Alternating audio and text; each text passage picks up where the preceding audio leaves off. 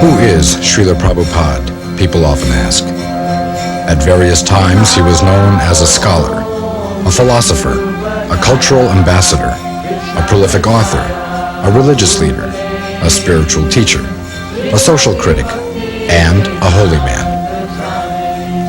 He was not one of those modern entrepreneurial gurus who come to the West with slickly packaged, watered-down versions of Eastern spirituality, promising instant well-being to anyone who could spare $50.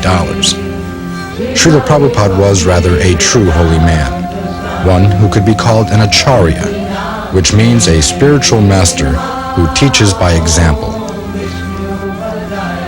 After arriving in the United States in 1965 at the age of 69, Srila Prabhupada formed the International Society for Krishna Consciousness, which developed into a worldwide spiritual community with hundreds of ashrams, schools, temples, and farms, and with thousands of dedicated disciples who made Hare Krishna a household word.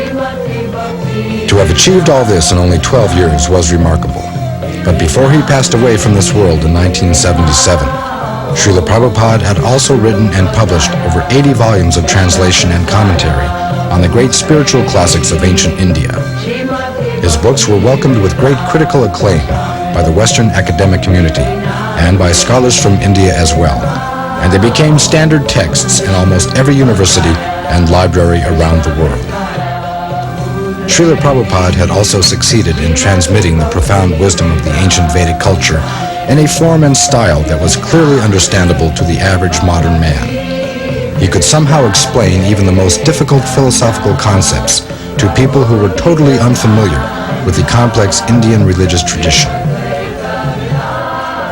Srila Prabhupada circled the globe 11 times between 1966 and 1977, and everywhere he went, he taught the same basic truths, the fundamental principles of religion that constitute the cornerstone of spiritual understanding for everyone, no matter what their nationality or religion.